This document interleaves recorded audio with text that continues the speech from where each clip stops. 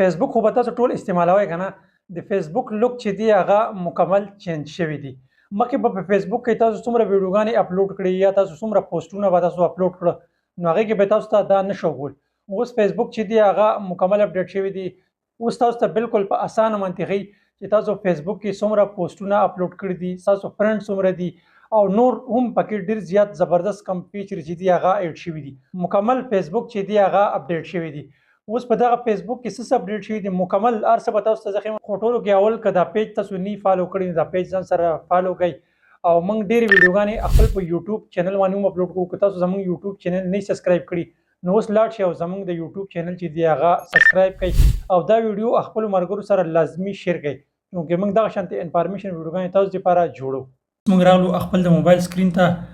د فیسبوک کوم لوک چې دی هغه مکمل چینج شوي دي.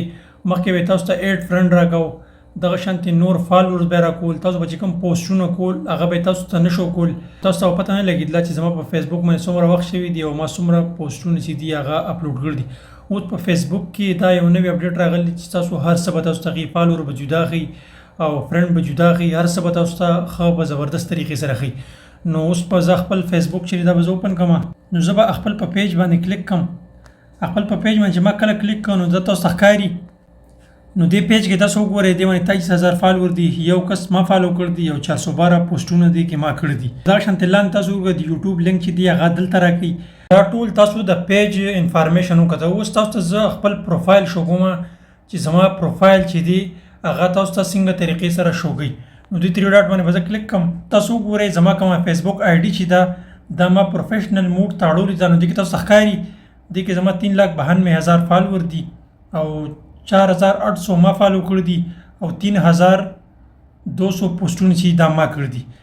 بیا که تاسو لاندې ډیشبورډ باندې کلیک کړئ نو ډیشبورډ ته تاسو دا وګورئ مکمل ډیشبورډ چې دا ما چینج شوی دی. دا تاسو ته ښکاري. دې کې بیا که تاسو مونټایزیشن وګورئ یا انګیجمنټ وګورئ یا کنټینټ وګورئ دا شانتې نور هوم باندې تاسو کلیک کړئ نو هر څه چې دي هغه تاسو چینج شوي دي. او که تاسو خپل نور انفارمیشن ګورئ مطلب تاسو خپل په پروفایل کې څه ورګړي دي نو د سی مور باندې به کلیک کړئ. دا لاندې تاسو ته ښکاري ستاسو مکمل هر څه چې دی هغه به شو شي. دې کې که دغه شانتې اوس موږ خپل فوټو باندې کلیک کوو نو تاسو ته ښکاري مخکې به تاسو ته کته جدا جدا البم یې راکولي نو دې کې تاسو ته چې فوټوان ټیک کړي دي هغه تاسو ته جدا ښیي. ستاسو کور فوټو چې دی هغه تاسو ته جدا ښیي. ستاسو پروفایل فوټو چې هغه تاسو ته جدا ښیي. دغه شانتې ما ځان له البم یې جوړ کړي دي هغه ټولې ما ته جدا جدا ښیي. او که موږ ریل باندې کلیک کوو نو ریل چې دی هغې کې تاسو ته لایک شیر هر څه تاسو ته جدا جدا ښیي. دا تاسو ګورئ. نو که تاسو آل باندې کله کلیک کړئ نو دې کې ستاسو مکمل ډیټیل چې دی هغه تاسو ته شو کوي. ستاسو د پیج کم انفارمیشن دی هغه تاسو ته شو کوي. دا تاسو ته ښکاري. او بیا کته تاسو ته کم فرند چې هغه تاسو ته شو کوي.